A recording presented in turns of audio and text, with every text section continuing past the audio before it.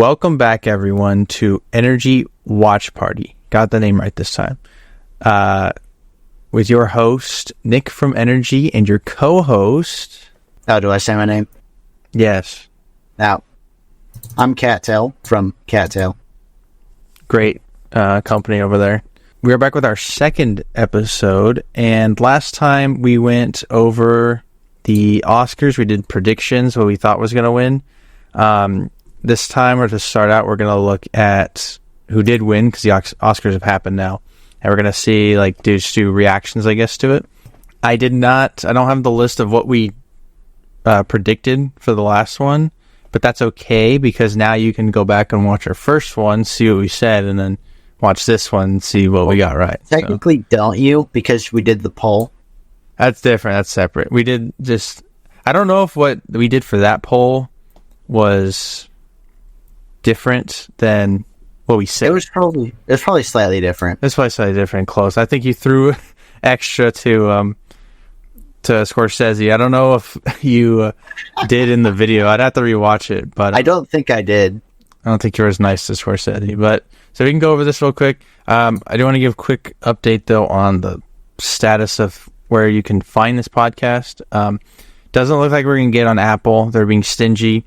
I also looked at SiriusXM. They're even more stingy, so no. So Spotify and YouTube are your two options. If you're on Spotify, you can just look up Energy Watch Party. You can find it there.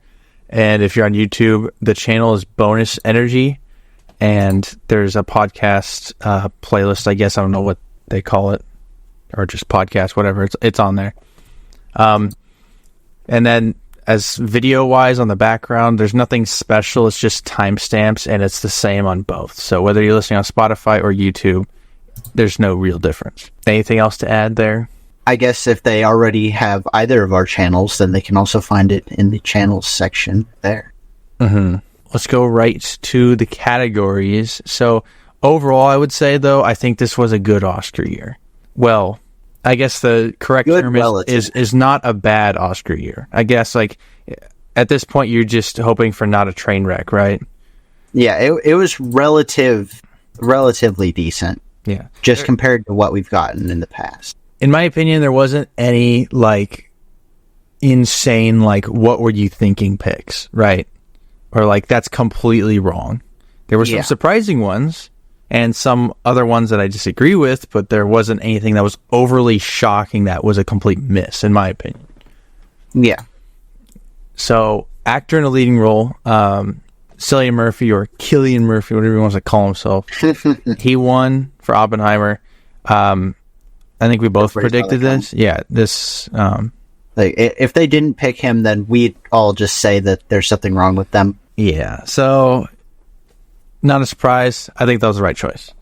Actor in a supporting role, Robert Downey Jr. won. I think we also predicted this. However, we both wanted Ryan Gosling to win, correct? Yeah.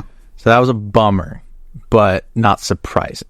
So that here was probably, I think, the most surprising one. Actress in a leading role. Emma Stone won for Poor Things. See, it's surprising, but at the same time, you also kind of expect it because it's Emma Stone, you know? Well, I expect it now. There's no doubt now, because everyone was saying that before, where it's oh, Emma Stone, Oscars, whatever. But now that it's happened like this, now it's okay, now I'm gonna look out for it. And then I think we both said, or at least I said, Lily Gladstone for Killers. I did too, yeah. Which, looking back, I said that because one, she got the Golden Globe, and two, I was expecting the Oscars to kind of just give it to her because they were just going to give it to her, kind of like the... Yeah. I don't know what the word for it is, but not that she didn't earn it, but they weren't giving it to her because she earned it, right? Yeah, I know exactly what you're saying. Yeah, so I'm kind of glad they didn't. But, honestly, I do like Emma Stone's performance more than hers, so I don't think that's the wrong choice. It was just shocking to me because I thought for sure Lily Gladstone was going to get it. I also kind of just want to point out that it's really funny that this is the second time in a row where Ryan Gosling did not win Best Supporting Actor, but Emma Stone won her Oscar. Shouldn't he had a lead role in La La Land? I think he was supporting. He was nominated. Oh, I guess he might have been nominated for lead, but I will check it real quick because I'm on the site. So just want to point that out. Second time in a row. Oh, it was he did get leading role, and it was he lost. Yeah, but that's okay. That was a pretty good year. That was another Andrew Garfield year. So he got snubbed again. Yeah. Oh yeah, that's Hacksaw Ridge, huh? Yeah. Okay, so actress in a supporting role. This was Davine Joy Randolph for The Holdovers. I think we said this. Yes. And she won, so we got that one right. That was deserving. That was the correct choice. Animated feature film. So this one, a lot of people were upset about for whatever reason. And to be fair, I still haven't seen The Boy and the Heron, which is the one that won. See, I don't think it's upsetting because, people don't like Boy and the Heron or don't think it deserved it. I think it's more upsetting that it was just so predictable and the Oscars just doesn't really care about anything else when it comes to animation. You know what? You're predictable as in everyone knew The Boy and the Heron was going to win? Yeah. I would disagree. I didn't see anybody really talking about it except for the people who saw it and know about it. Everyone was upset because everyone was a Spider-Verse fanboy. And, to them, most people, it was like a perfect film. And the fact that it didn't win was shocking to a lot of people because obviously they didn't see The Boy and the Heron. They're like, how is there possibly a film better than Spider-Verse? To me, that's what I got. That's the impression I'm getting from everything I saw. Honestly, it could go either way at this point because... Yeah. But I did predict Boy and the Heron, and I think that was the right choice, even though I haven't seen it. I want to see it. So, cinematography, Oppenheimer won. Not surprising. I think we said that. Yeah. Costume design, Poor Things won. I don't remember what we said. I would imagine we said probably Barbie, just because at the time I hadn't seen Poor Things. Yeah, I think we said Barbie, but honestly, just Poor Things won a lot, and we didn't predict it for anything. No, I predicted this one, actually. This was the only one, well, on the other thing that we did, not the podcast, but after I saw Poor Things like a couple days before the Oscars, I was like, okay, that's going to win for costume design. And it did. So that was the only one I foresaw. All the other ones I didn't. Directing Oppenheimer, I think we said that. Documentary feature film, no one cares. Documentary short film, no one cares. Film editing, Oppenheimer, I believe we also said this. Unless, I think you might have said Holdovers. I might have. I think this one definitely could have just gone either way, in my opinion, though. And, well, it went one way, so. Although I probably argued that Oppenheimer should definitely get it since it was a 3-hour movie, but it did not feel like a 3-hour movie. That's good editing. Yeah. And then somehow Killers was nominated, and that was a 3.5-hour movie that felt like a 24-hour movie. So, yeah. Killers is just funny to me. International feature film, no surprise. The one film that was nominated for Best Picture won this. Shocking. Anybody just anybody even really care about international feature film? I don't know. Well, it's like I appreciate the category's existence, but at the same time, just no one cares. The Oscars don't even care. No, yeah. Well, and then like you said, it's messed up that they only allow one film from each country, which is like we all know Godzilla -1 should have been nominated. Yeah. And, well, it's just the whole point of these kind of categories that aren't mainstream, yeah, is to bring attention to these more underappreciated films. That has to be the reason. But at the same time, they're ignoring a lot because they limit themselves. It's just kind of pointless. I think they'd be better off eliminating this and then just writing an article or something about, top 20 foreign films of the year or something like that. I feel like that would do more justice because that way you get the people who care can go read that, get what they want out of it. But everyone else just doesn't bother them. It's not going to take up time in the Oscars. It's kind of weird to me. What constitutes a foreign film anyway? Like, from my understanding, reading this is every film that's not made in the U.S.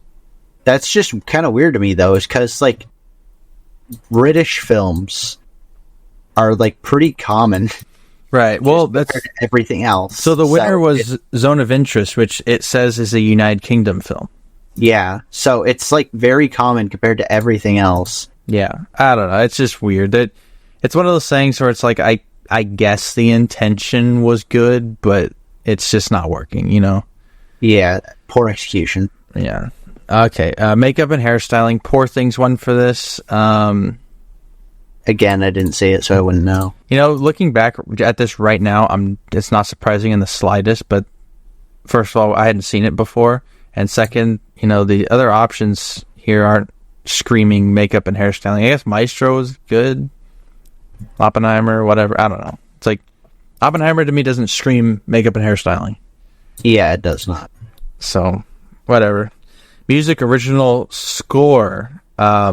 Indiana Jones did not win, so thank God. That was good. Oppenheimer won. I think we said that. So yeah, that's good. I'm still mad Spider-Verse did not get a nomination, and so are like a lot of other people. They just hate animated movies, but you know, whatever. Music original song. This one was upsetting, but not entirely surprising. The other Barbie song won, not the Ken song. And it's a bummer because, again, you kind of have to look at what the criteria is for what they look for in best original song, right? Because if you go just off, like if you hadn't seen any of these movies, like at all, and you were just watching the Oscars live and you saw the live performances of all these songs, the Ken song was by far the best one. Everyone in the crowd knew the lyrics because everyone was singing along with it. Everyone was having a blast, you know? Yeah. And it's like, then 2 seconds later they announced the winner and it's not that one. It's like, how? Well, Ken was the only one that I would say that had like a significant cultural impact in any way, so. Right. And I would argue it made more sense in context of the film. Like, that scene, to me, is the best scene of the movie. It's like it's the highlight. It's the one that kind of like, I don't know. It's the one that makes the movie great, you know? Yeah, it's memorable. I don't remember the other one. I don't know what scene that's from. Like, I believe you that it's in the movie. I just don't know where. That's actually like a really funny thing to say. But am I wrong? Do you remember where it was? I think it was at the part where she was talking to the creator of Barbie. Oh. That's what I want to say. But I don't know exactly, which is condemning enough. See, that's bad, though, because I remember that scene for the scene. I'm watching the characters. I'm listening to what they're saying. I'm not listening to the background for the song. So that's bad song placement, and it also means your song wasn't as impactful because it was drowned out by other things going on. Now, I disagree with that one. I think everybody disagrees with that one because everybody likes the Ken song. Yeah, it doesn't make sense. But at the same time, not shocking at all. I actually don't know anyone who dislikes the Ken song. I don't know, people are just annoyed at the Barbie movie. They didn't see it. I don't know. Okay, Best Picture, Oppenheimer won. So, going into the Oscars, I think there was zero doubt. It was like 100% Oppenheimer's winning. And then as the Oscars is going on, Poor Things got like 5 in a row or something. And then we were looking at each other. We're like, okay, so now it's a 50-50 because they've won as many as Oppenheimer. And it's like, you know, it got scary there for a minute. But then they picked Oppenheimer, and I was like, okay, yeah, that's the right choice. It's like, yeah, it was like, hold on, whoa.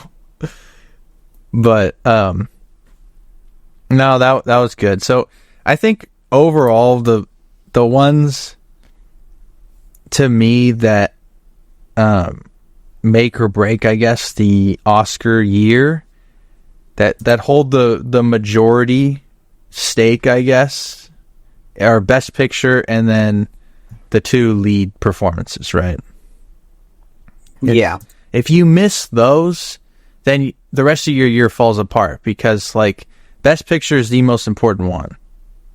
to me anyway. It's like, it's recognizing the film that was the best. And if there's one that was obviously the best, this is why in like 2014, or I guess the 2015 Oscars, the Lego Movie not getting a nomination for Best Animated Feature makes it a bad year, because that was obviously the correct answer, and it wasn't even in the conversation. Yeah. So it's stuff like that.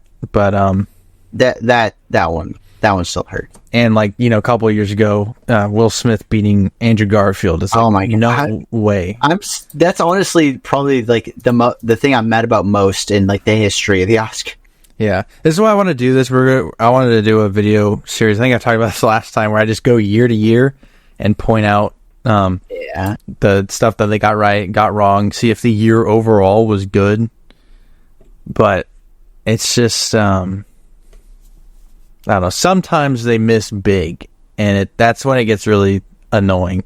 But this year, I don't think they missed big. Maybe the original song was the most annoying one, but we're talking about original song here, so it's like, whatever. I'm not going to lose any sleep over it type of deal. Production, well, fine. Production design, Poor Things won. I think we said Barbie on this one, which, looking back, I think, honestly, either way. Poor Things. What do you remember most about Barbie aside from Pink? You know, Ryan Gosling. It's the sets. It's the design. True. However, this is where I see. I guess they had a cheat code, but well, that's where I see Poor Things pulling ahead, is because not the whole movie did not take place in Barbie Land, which is where the impressive part of the set design was, right? You know, they went to the LA or whatever, and they went in the building. Like, that wasn't impressive. That was just sets. But the Barbie Land stuff was impressive. Poor Things, scene to scene, there was a lot of stuff where I'm pretty sure it was all practical, in the sense where they actually painted a background, right? And then they put, like, you know, the prop stairs in front of the painted background, and then the actors were standing on the stairs. Yeah. So it looked real, but it was all like just made up. So I'm not going to argue Poor Things winning, but I don't want to downplay Barbie, you know? Yeah. Because it was still good. So, animated short film, whatever, live action short film, whatever. Sound, so here's where we can talk about Maestro walked away with 0 Oscars. Killers of the Flower Moon walked away with 0 Oscars. Right here, this is a great takeaway, because Maestro was made only to be Oscar bait. It was only made to win Oscars. And you can tell. If you watch it, you can tell. There's nothing, like, there's no standout in that movie except for the acting. But again, if you just take a step back and you look at the only reason those performances exist is because the movie was made to win Oscars. So it's kind of bleh. It didn't win any. So unfortunate for Bradley Cooper, but I know he has talent, and I think he needs to use that talent on a different project. And same thing with Killers, is, you know, everyone involved in that is talented. You cannot have a 3.5 hour movie. And it didn't win anything. It was not rewarded for being a 3.5 hour movie. And I think that's great. So they also pointed out of the best pictures that were nominated, the 10, the average runtime of all of them, what they say was like 2 hours and 20 minutes or something like that. It was like 2.5, something like that. It was around there. That's how you know there's a problem. That's too long. Average runtime should be like 1 hour 50 to 2 hours. That's what we should be at. But it was crazy. Like, all of these were just way too long. But see, and then it's tough though, because Oppenheimer is good. It's just about 3 hours. So everyone sees that as an excuse where it's like, oh, so it's good to have 3 hour long movies. This is where it gets dangerous, right? Yep. Because you get the one that does it right, And then everyone else is like, okay, so as long as it's good, it can be 3 hours. So I'll just make a good movie. But the problem is, it's not good. So, see, I think something that nobody really talks about with Oppenheimer is that it's almost like two different stories going on at the same time. Well, it is basically two different stories going on at the same time. So that way it can earn its runtime, because it's basically two 1.5 hour movies. you have to have something that fills the time. If you're going to have that time, you have to fill it with something that's interesting, that's compelling, that's keeping people engaged, right? It's like, I'm not saying there needs to be an action scene every 15 minutes. Oppenheimer doesn't have action scenes. Yeah. There's a couple of examples of 3 hour movies that there is not action scenes in it, yet it's still got you the whole time. Killers of the Flower Moon is a complete opposite of this. Yeah, I was about to say, then there's Killers. Yeah, it's just like you're watching, I don't know, it's not a Western, but it feels like a Western, right? It's old-timey houses and stuff and people. It's just not, I get it. I get the story. I'm following the story. I understand it's important. Did it have to take up 3.5 hours? No. And my show is the same way. I think that was a 2.5 hour movie about some composer, and he's got problems. I'm like, wow, great, I'm done. Doesn't everybody have problems, though? What makes this? That's what I'm saying. You have to do something interesting, right? You have to stand out, especially if you're going to be that long. You have to stand out as a movie in general, because there's so many movies. You can't just put out the same garbage. It has to be different in some way. But if it's not interesting, then I'm wasting my time. There's 100 other movies I could be watching. I chose to watch yours. I'm not entertained. You failed. That's how I see it. That's honestly a fair way to see it. Of course it is. It's like, it's my 2 hours. I chose to spend 2.5 hours, up to 3 hours. I chose to spend it watching this movie. And so I deserve to be entertained, right? I could have watched anything else. I could have watched a show. I could have done anything else. I didn't even have to watch anything, So that's the way I always see it, and that's the way you have to see it. Because if you just accept everything, it goes with this, you can apply this philosophy to anything. If you just accept everything that they throw at you, then you're never going to get better stuff. Mm-hmm. So, I don't know what that whole rant had to do with sound, but I guess my show didn't win for sound, which was their whole thing, so good. The creator also didn't win, bummer. Still nominated for 2. I think that's impressive enough that the creator got nominated for 2. And the other one being visual effects, which Godzilla -1 won. Hey, everybody like that. Yes. At the expense of the creator, sure, fine. The Godzilla -1 is fighting a more important battle than the creator, and I would probably argue Godzilla -1 is better than the creator, which I don't think actually anybody would argue me about. But yeah, for a movie being that good and making that much money at the budget that it did, it needs to be rewarded. That's the stuff that needs to be rewarded. But at the same time, the creator should be rewarded. Had a pretty average script, and that's kind of being generous, but it looked good. It was entertaining. It was more entertaining than a lot of the Best Picture nominees, so. I do think it's important that its effects be commended, especially considering its budget. But yes, definitely. At the expense of something that was way better, nah. Yeah. Writing for adapted screenplay. I think we said Oppenheimer for this. It lost to American Fiction, which I'm not completely upset about.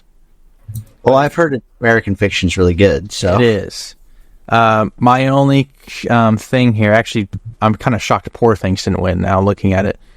But I think Oppenheimer flowing as well as it does comes down to editing, directing, and writing, right?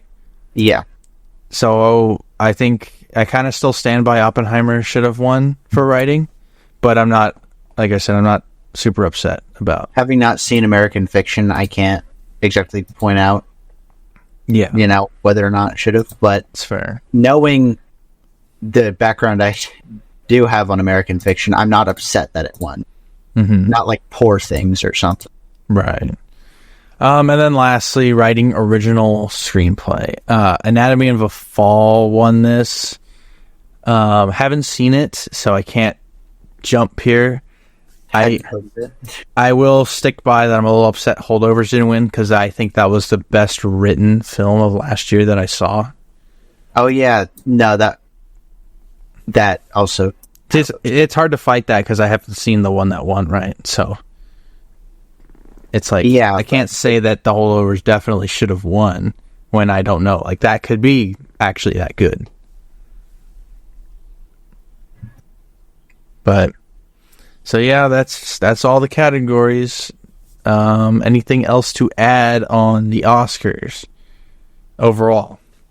Well, I do want to say that the in memoriam section was atrocious, and I think they should be ashamed of everything to do with that. The people who filmed the thing, the people who came up with the idea of choreography and dancers, whoever the singers were who thought that them being pop stars is more important than actually honoring the people who made these movies.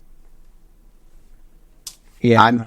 I'm ashamed. I'm honestly kind of embarrassed that nobody's really calling them out on that. That I think this sets a bad precedent for a lot of things, and I'm just not happy.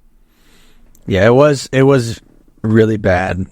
And it was, well, yeah, not only all that stuff was bad, but I think at bottom line, the worst part is you couldn't read the names. Yep. It was going by, and the camera's in the back of the room for whatever reason. They put the screen in the back of the stage. So there's like an additional 100 feet or whatever it is between the front of the stage and then the screen. And they put the names on hard to read font, on bad colors, and then they shrunk them down and threw them in random places. So it's like you had 3 seconds to run up to the screen and read it before it was gone. It was just horrible. Sometimes you physically couldn't read it because the angle was just that bad. Yeah, and the angles were bad. It was on the side, and it's good luck. But you'd kind of have to see it to understand how bad it was. So if you didn't watch the Oscars, I would just look it up. I didn't ever check to see if there was articles about this, people talking about how bad it was. I have not seen anything in the video circles I watch. So then again, they don't really care about the Oscars, right? I was gonna say I'd be surprised if you found a video about that. Yeah. So, yeah. And I guess the last thing is, I think the Oscars overall still run too long. It was 3.5 hours, I think, for the whole show. And, I think I can't sit here right now and tell you exactly what they need to cut to make it better. You would have to sit down and look at the whole show and figure out where to trim. You could easily get it down. You could cut an hour from this, though. I think that the biggest thing was that there was an hour minimum of just ad space. And I don't know what they're doing in the show during that time, but getting snacks. Having an hour of commercials for your 3.5 hour show it's awful. Yeah. Well, my response to that, I did say that I think it should go streaming. Of course, they're never going to do that, and they're never going to cut down on commercials. No. So, but that would solve that problem. But regardless, I think there's many places you can cut. Oh yeah, and they're adding a new category next time. That's right. Best achievement in casting. Is that what it is? Yep, it's best casting because best casting. That's the category that needs recognition. Yeah, of all the things you talked about before, stunts and not whatever anything to do with animation, not anything to do with voice acting, increasing awareness of basically anything else in the industry that isn't just run by the suits, but whatever. But no, casting deserves recognition because why? Yeah, and a few weeks ago we watched Spider-Man: No Way Home. They didn't cast a single new person in that movie. That was the strangest thing ever because we were watching the credits and it was casting director and it was this person. I'm like, who did they cast? What was their job? They didn't have to cast anybody because it's a sequel and all these other characters are already established. Does that deserve an Oscar nomination, or is it disqualified? See, who knows? They're probably not going to tell us the requirements anyway because they don't say anything. Well, then my argument is, why does the casting director deserve any credit for the actor's achievements? Like look at like let's take Barbie, right? Yeah. You found out Margot Robbie and Ryan Gosling were going to be Barbie and Ken, and everyone immediately said that's perfect casting. They are like, you know, great looking people for like literal like models of dolls, you know, like this whole thing that everyone's like, that's great. So the casting director did their job there. However, you know, Ryan Gosling ended up getting nominated for an Oscar for his performance, and Margot Robbie arguably could have. She had a great performance as well. Did the casting director have any idea that their performance was going to be that good? Did they read the script and see, oh, okay, I know who to do this scene the best, did they right? Did they even get credit for Margot Robbie? Because she's the one who even started the project. So does the casting director get credit for people who were already going to be part of the project anyway? That's true. Yeah, Margot Robbie probably assigned herself to Barbie because she got the project going. Yeah. That's a good point, but it's like, if casting was here this year, it's like you probably would have, you know, had Oppenheimer, Poor Things, Barbie. Let's just take those three, or also Killers. Wins. Yeah, Oppenheimer wins, but like, again, did you pick Cillian Murphy because, like, what made you choose Cillian Murphy? I feel like they have to justify why they chose the person. Therefore, that's what wins them the award, right? Well, like, does the casting director pick everybody? Because I guarantee Nolan went out of his way to pick some of those people. Well, Cillian Murphy's worked with Christopher Nolan for forever. So what probably happened was, hey, I'm doing this movie. I want to give you a shot at, you know, the lead. So he was already the first option. Sure, he probably had to still audition. So he came in, did an audition for in front of the casting director, and then he was like, "Yeah, you're good. You got the role." So, but it's like, what job did the casting director do? Yeah, just cut out the casting director, and you still get Cillian Murphy as your lead. Right. I don't understand. But it's like, I think they need to explain what the casting director does exactly. Well, they need to justify the Oscar too, because very not justified right now. Because it's like, and then watch, they're going to ignore casting director for animated films as well, because they're going to ignore the voice acting, which for a lot of stuff is key to getting, you know, characters done right in animation is the voice. Yeah, voice actors are basically just as beloved as the actors themselves. Yeah, like, come on. It's a different thing. It's like, sure, you don't have to worry about this stuff, but you have to worry about other stuff. It's not any less stressful. I've seen countless of like interviews of people where they're talking like real actors going to do voice work, and they're like, you know, everyone talks about this being the easiest thing, and it's really not. There's so much extra you have to worry about. So I just think, I don't know, that's a different discussion, but I don't think casting director is a good pick, mostly because I don't understand why they deserve an award. Sure, you want to recognize casting directors, just like you should recognize everyone who works and does a good job, right, on these films. But giving them an award for what? Like, if Poor Things was nominated for casting director, is it her? Should the casting director get the award because Emma Stone won an Oscar for her performance? Yeah, actually, doesn't that just mean that, you know, the casting director is just going to be whoever got the most Oscars? It's not even anything to do with like the overall performance, or? Well, I feel like because if it's not the case, then what is? What are you waiting for?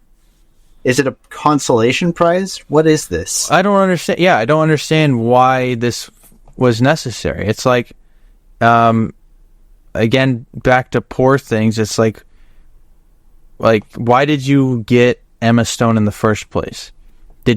like I said before, did you read the script as a casting director? Did you take notes on all of the scenes that this character has? And were you like, okay, now I'm going to review tapes. I know Emma Stone's coming in for an audition on Monday. This weekend, I'm going to look at some of her other films and see if she has what it takes to play this character. I highly doubt they go through all that work for every single person that they end up casting. Well, even if they do, does that deserve an Oscar for? Because if they did all that, then I'd say yes, they deserve an Oscar for that. Because that is insight that you have to do research on and actually do the work to find the best person for that role. That's the job of a casting director, or it should be. Here's my counter to that, is that the casting director doesn't have to do all of that, and they won't do all that. And also, since most things are either, people are friends with other people or they're or franchises, it's not like the casting director even gets to cast everybody in the first place. No, yeah, that's 100% true. That's probably true for about at least the majority of Hollywood productions is they start with a name, right?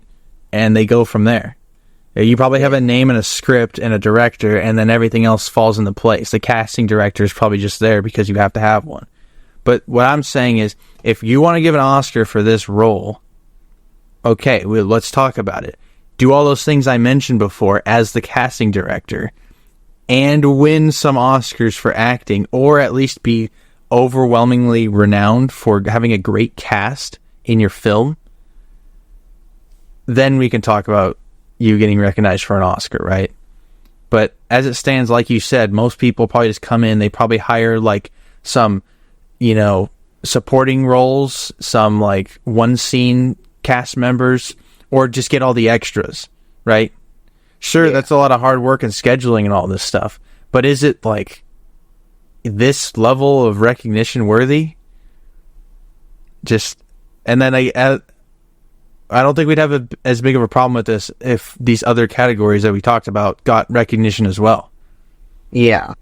So, also, I just want to say the infinitely better version of best casting would just be best overall act. Yeah, or just best cast. Yeah, or that would just be a better version of it, and it would also give recognition to a lot more supporting actors and maybe people who weren't nominated for there you main go. role or whatever. How about this? You get best acting in a motion picture or whatever it is, right? And then the top billed actors get an award along with the casting director. Oh, there you go. Yeah, you can do that. But just this on its own, it's like someone was watching a movie and then they saw casting director in the top 10 credits that showed up, and they're like, oh, how come they don't get an Oscar? I don't even know what that job is, but they should get an Oscar because it's in the credits and it's right next to producers and all this other stuff. It's I don't know. It's just all kinds of mind-boggling decisions here. So, well, I think that's enough about the Oscars. That took longer than I thought. I'm not surprised. So, The Batman got delayed. Yeah, the Batman Part 2 got delayed to October of 2026, which I don't know when it was originally coming out. I guess October 2025. So that's a whole year. They blamed it on the writer's strike, which I guess, whatever. I'm not going to argue them over that. Well, I'm fine with that. And honestly, I'm kind of interested that they cited that as a reason. Because if they blame the writer's strike, that means they're actually trying to write the thing as opposed to just putting it out there. Mm-hmm. So however, that gives me hope. Yeah, that there's that way to look at it. On the other hand, we know how much stuff is coming out next year. Yeah. There's so much. So they could have also just been looking for any excuse to get it out of there, just so they have more room to breathe. Well, is there a big October release, really, other than the Batman? Allegedly? I don't know. See, well, that's the thing. I would argue the Batman doesn't really have competition, because you're in a good place now, because that was the last good superhero movie in the last couple of years. That was the only good one, It's getting a sequel that everyone's looking forward to. And even if Marvel put out a movie that year, if it's not the Avengers or Spider-Man, you're fine. Yeah. Like, you don't have to worry about it. But even if it was, like, the Avengers or Spider-Man, I don't know. I think the Batman did so well. So many people are looking forward to it that, you know, you're fine wherever you drop it. It's just Batman, I guess. That's always going to sell, especially if it's a good Batman. Right. So, we do know they've changed villains like 10 times, apparently. Yeah, so I'm not caught up on who's the villain anymore. I heard it was Clayface, and I heard it was Joker. I heard at one point it might have been Scarecrow, whatever. And before all that, everyone wanted Mr. Freeze. But, you know, so I think we could talk about this a little bit, is, you know, let's just be super optimistic. It's probably not going to be this way, but they're taking an extra year to work on it, and they could make it as good as possible. So let's see what we would want in this sequel, but keeping it realistic, remembering that they're probably aiming for a more detective centered movie in the Batman sense. Yeah. And that it is a sequel to the first one, and, you know, Robert Pattinson and Matt Reeves working on it. And then before, you can go first, but before that, I just want to say that it's probably going to end up getting delayed as well, but that would mean that as of right now, we have 2 Batman movies coming out in 2026. Which is interesting. It's interesting. Do you think that's too much Batman?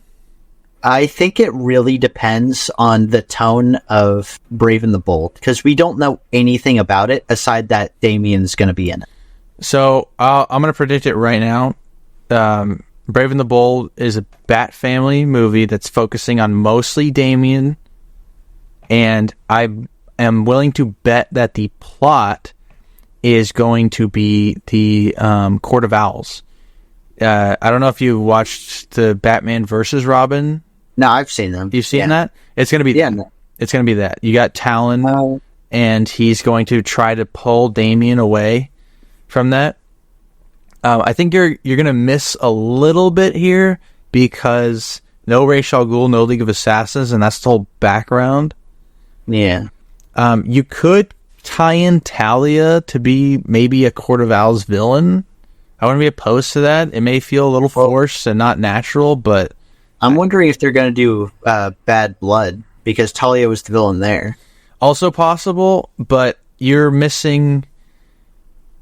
Then you'd have to just replace Talon with Talia, where Damian's getting pulled both directions. Because I think that's going to be the important part of his character. Because why else would you have the Bat Family in here? Yeah. The whole point, I feel like the whole point of the Bat Family is to convince Damian that this is the right path, not that way. Yeah. So that's my guess. I'm thinking Court of Owls is what they're thinking of, but at the same time, you kind of need Talia or some League of Assassins in there because you need context for Damian. Otherwise, I feel like no one would get it. Yeah. Because they'd be like, why is Robin considering killing people? Like, it's Robin. Yeah, what the heck, you know? So, yeah, that's just that. But anyway, so what do you think about the Batman Part 2? Batman Part 2? Well, if they're going to do Damian Court of Owls there, they're probably not going to let him do Court of Owls in The Batman, even though I think it would be much more tonally fitting. That's true. I can definitely see that fitting. Honestly, I wonder if that could have been part of the plan, but then it got hijacked.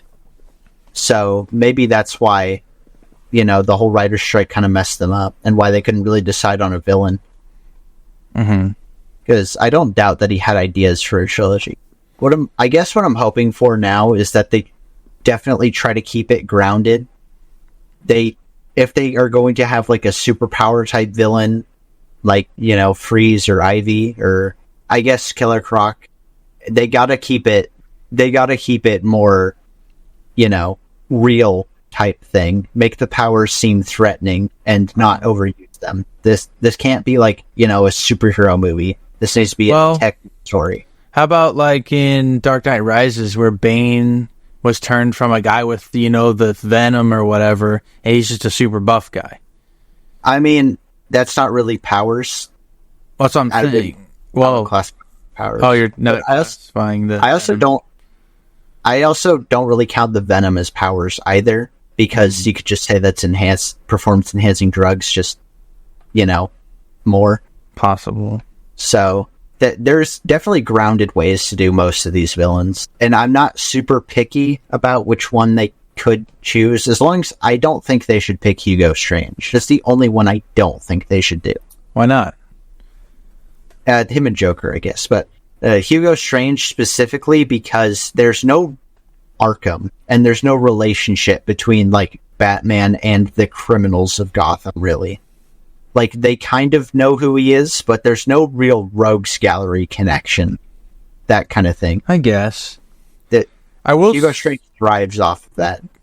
I will say that's the only way I would want to see Joker in these movies.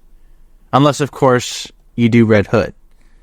That's probably not likely. But if you're not going to do Red Hood, I think a Hugo Strange controlling, the criminals, or like the Arkham thing, using criminals against Batman, whatever it is. I would see Joker in that, because it's Joker. I don't want to see another Joker movie.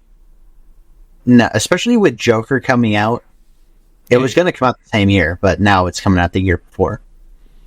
Yeah, well, no, it's still this year, I'm pretty sure. Wait, Joker is this year? I think so. I thought it was next year. I'm pretty sure it's still this year. But, yeah, I just don't want to see Joker. There's so many other villains that haven't gotten a chance and that can be so interesting. Or villains that deserve a second chance in the case of someone like Freeze or Ivy. Literally any of the 4 original villains besides Joker. Or like, I don't know. I still want Riddler to get another chance. Because like this one wasn't bowler hat Riddler, and I want bowler hat Riddler. But I want him with the suit with the question marks and the cane and the mask and the hat. That's not. I want the whole package. For the tone it's going for, that was never going to work. No, you would have to do it in something else. But yeah, but still, I will say I was thinking about this. I almost forgot, but I just remembered. The villain that I would like to see him try, whether it's for this movie or the next one, whatever, but for this tone, is Everywhere Man. Oh, that's a really good out there pick, but that is the kind of pick that would be really nice. Because he's got like the whole business side going on as well. It's business. So, there's some mystery to it. It's kind of got like a friend guy, so you got a good character there. It's kind of, in terms of powers, it's pretty grounded. It's not like flying around shooting lasers. It's just a guy who can duplicate. Yeah, and even then, if you really want to, you could just kind of do it where it's not even duplication, but it's just a lot of guys that look identical. Or that, really there's a lot you can do here, and you can... Yeah. I don't know. I just think it's interesting, and it would kind of work in the tone. I'm still saying I want Robin in this next one. I don't have any hope for him, but I still want him. The only Robins I would accept are either Todd or Drake. I would not accept Grayson. I would not accept Damian. They definitely wouldn't be Damian anyway, but... No, you can't do Damian. I don't know. It's tough to see where you're at with Bruce, because everyone's got to work around Bruce. He's so far behind right now in this last one. Because he's really young. Well, he's really young, and he's completely off the radar. He has zero interest. He has zero relationships with anybody in Gotham, except for the crime boss guy, but I think he died. I don't remember. But I think they're going to do is they're going to start the second one, and he's going to be like, he's going to have a major boost. He's going to be, working with the Children's Hospital or something. He's going to be doing fundraisers and stuff. He's going to get his pension back, and he's going to have, more in the public, because at the end they were teasing Batman as a symbol of hope. kind of Yeah. thing. So I think they might just, take it a step further right off the bat and say, oh, he's also trying to do that as Bruce Wayne. He's giving it a shot now. They definitely do need to do more with the Bruce Wayne side of things, because I liked the Bruce Wayne side of things in the first one, but it's also very disconnected, I would say. Yeah, it definitely was not a focus, and I think it should be a focus. And I think that was I had a few flaws with the first one. Overall, I gave it a pass just because it was well made. It was a good detective movie. It got that part of Batman right, which we have not really seen in the live action ones anyway. Yeah. So I gave it a lot of extra pass, and it was long. It was really long. So Yeah. I really could not go higher than an 8 out of 10 for that one. I do want to say I don't want to see Catwoman, I don't want to see Catwoman either. like, in either of the upcoming... I guess you could maybe bring her back in the third one, but, like... If I don't know. Catwoman's I'm confirmed in the second one, there goes your Robin. Not happening. Yeah. I'm kind of just sick of Catwoman overexposure at this point. She hasn't had anything. They've kind of just changed and ruined her character a bit. Like, she isn't really a thief that much anymore. No. She's just kind of there to help Batman. Was she even Catwoman in this one? She wore a ski mask, but was it like... And she had a cat, but does that make her Catwoman other than her name being Selena Kyle? I don't know. Like, what about her made her Catwoman? She didn't look like Catwoman. She didn't act like Catwoman. I don't even know if she had the whip. I want to say she did. I don't remember. I think she did. I don't know. But Still. she doesn't add anything. The only interesting part of her is that she's like the opposite of Bruce Wayne, and it kind of helps Bruce understand that part of Gotham a little bit more. But Bruce isn't a character, so she doesn't belong. Yeah. So I don't know. It's just no. This is what I'm worried about. Is like we're gonna get, Batman Part 2. It's gonna be 3 hours. It's gonna be a detective movie only. No Robin. Joker's the villain. Catwoman's back. It's like That's like worst case this scenario. worst case, but at the same time, if you look at all the hints, that's what we're looking at. You just can't make Joker the villain. I don't think Joker works too well in the detective type plots anyway. That's just not Joker's style. He's flamboyant. Yeah. You tell me one good story we can see in this next movie using Joker as the villain that works in the context of Batman being a detective that we have not seen before. That's not Red Hood. Well, there goes my only idea. Yeah, exactly. Yeah, it's just Red Hood. That's the only story of Joker that we haven't seen. I guess you can do the Killing Joke, but who wants to see that? Doesn't even work. That's not a detective story. Well, that doesn't work because we don't have Batgirl. That's true. You'd have to shoot. You'd have to watch. They would create Robin just to shoot him. You'd have to introduce Barbara and then have her get shot and never be Batgirl, and then she just goes right to Oracle for some reason. Great. Or maybe she doesn't even help Batman at all, and she just gets shot because reasons, I guess. My favorite thing about Batgirl is her stop being Batgirl and becomes Oracle, because Oracle is so much fun of a character. And of course we were this close to getting a Batgirl movie and they had to mess it up, and now it's gone forever. We'll never know. I still think they could do something kind of wild if they do, like, Clue Master. I think that's the sleeper pick that I have the most, I don't disagree. I don't disagree that it would be interesting. My problem with Clue Master is you lose weight because he's not a threatening Batman villain. Sure, you can try to make him threatening, but it's Clue Master. If you know anything about the extended Bat family, you know that Clue Master is Cassandra, who is, spoiler, he's her father. So you could do something like that if you really want to, make it really threatening, add in the whole detective angle. I mean, okay, but now at the same time, you got to make people care about Cassandra. She's probably... Is she one of the Robins? No, you said spoiler. No, she technically was a Robin, but everybody just puts her as spoiler because it's way better. But it's like... I don't know. That's just adding more. The focus of at least the first one, which I think they should keep, is focusing on Batman / Bruce. It should be / Bruce. We need to work on that in the second one more. Yeah. But if we're adding other characters that are their own thing, like in this case, she would be her own thing. She wouldn't really have any relation to Bruce. You need someone that helps Bruce's character. This is why I think Grayson would be a great pick. That's why it's a perfect time to introduce him in the second one. Because Bruce needs help as a character. Grayson does that. And it just works. Everyone wins.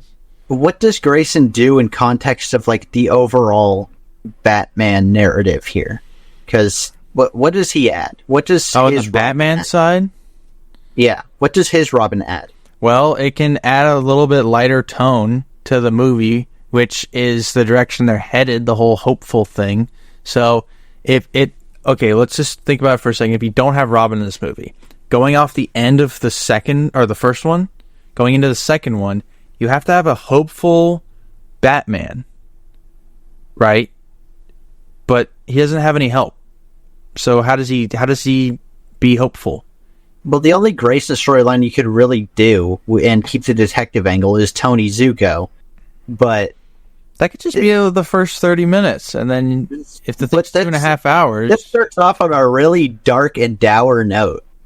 Fits in the tone, I guess. But well, that's another direction you could also go. Is you could skip ahead like a year or whatever from the event that happened.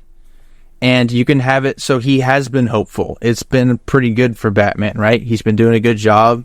Bruce Wayne's getting back into it. And then, this thing happens with Zuko, and he fails, right? Maybe Batman's there, and he fails to save the Graysons. So he's back down, and he's starting to doubt himself, right? And then Grayson shows up, and then he's like kind of brings him back, nudges him back throughout the film.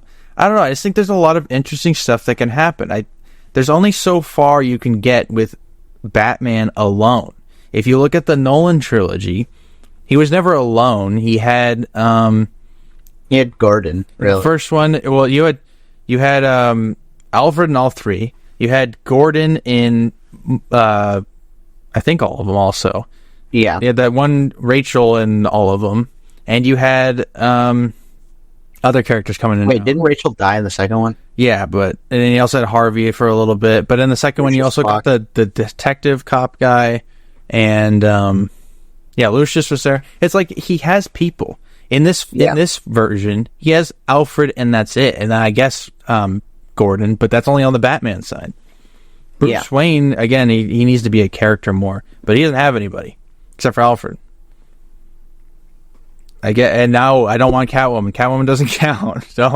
Don't say, oh, we got Catwoman. They deliberately wrote Catwoman out of any future central stories, so I'm hoping they stick to that. Catwoman could do nothing for either character of Batman or Bruce Wayne. Therefore, I do not want her in this movie. Yeah. I think, in my opinion, I think Grayson could add a lot to both, as well as just being a good character on his own.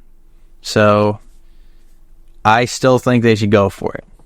Or if you want to go Jason Todd, we can talk about that. And if you want to go Tim, you have to really convince me.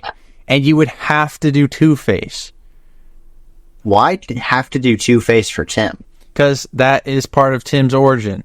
Is Tim's father was working for Two-Face, I think. He was on the gang or something. And then Two-Face betrays his father. I mean, you could just swap that out for Penguin, because the Penguin gang has been established, but... I mean, you could, but I'm scared because he's getting his own show, and I don't... Well, I don't think Penguin's going to be the main villain. He's going to be there, but he's not going to be the main villain. But wouldn't that make him a main villain? Or if not the main villain, if now Tim is directly involved? I mean... It could be the twist is that Penguin isn't the villain, and the mystery is trying to figure out who did order the hit on him, and then it turns out to be someone else. So this is why I think Tony Zuko just works better with Grayson, because that's like a 30 to 45 minute, you can just knock that out, and then focus on the other thing. I don't know. It sounds like a completely separate plot from whatever the main story would be. Yeah, well, it depends on what the main story is. I don't know, but it's not my job to write this movie. It's Matt Reeves' job. But he needs to do a good job, is my point. And I'm worried that it's going to be far too simplistic. And if he's literally just following the blueprint of the first movie, you're going to get a 7 out of 10 at best. And it has the potential for way more than that. So it would be a very unfortunate 7 out of 10. I think I'm cautiously optimistic right now. Yeah, but well, I think until we know the villain, we can't really say anything for sure. Because when we know the villain, we'll be able to tell pretty well what direction the movie's going to go in. Yeah. Well, my whole thing is also with, I'm assuming this is going to be a trilogy. So if you have just Batman by himself for all three, sure, they can be good adventures and stuff with cool villains and they're well written, but at the end of it, won't you still feel like you missed out on all the other Batman stuff? Because Batman's so much more than just Batman and the villains, and that's what makes him such a good character, right? Yeah. Now, I always was thinking that, like, I wouldn't probably introduce the sidekick in this one, but I tease them at the end of this one and then just have them with Batman at the start of the next one. Mm-hmm. Unless it's Jason. There. Unless it's Jason. Then you need to set that up. Well, yeah. But the thing would be, like, you establish it at the end of this one. Maybe you hint at it throughout the movie and then it becomes solidified at the end or something. That's part of the ending. Mm-hmm. Whatever, like, story they're going for that ties into that. Yeah. Well, I don't know. It's like thinking back on the Dark Knight trilogy, like, as good as they are, as enjoyable as they are, they're not perfect Batman. As much as you want to argue the Dark Knight's a 10 out of 10, it's not. They're not. As a film, it may be a 10 out of 10, but as a Batman film, it is not. And that is, objectively true, I would say. As a Batman fan, it is not a 10 out of 10 Batman movie. Yeah, it can't be. But, well, I think that's it. And we didn't get to our third thing, but well, we're good at taking these topics, discussing them at length, not really needing to revisit them because well, that's the whole idea. It's like that would be annoying if we had like part 1 through 3. Every podcast we gotta keep adding on to the discussion. Which we're finally done with the Oscars. Yes, we're done. I still, like I said, I still want to do those videos where we do, like, look at each year and talk about them, kind of like we did here. But in a different video format, not a thing. That's a you project. No, I'm taking you along with it because it's important. No, you have to. Well, you need the exposure to this stuff. It's important. Just recommend the movies to me for the movie theaters. That's it. Well, then you can also, like, the ones you have seen, you can weigh in on and all that. I have not seen enough to be a regular guest on your series. But you have seen enough where you can be there. I can comment on the animated feature section for every year, but that's about it. Well, what about when we do 2017 and we're talking about La La Land, or we're talking about, the WALL-E year? I feel like you'd have something to say about that.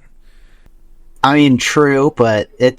See, every year, I guarantee you, there'd be at least one thing you can go on, like, at least a 1 minute tangent on. And these would be like 10-minute videos anyway, so... All right. It would fit.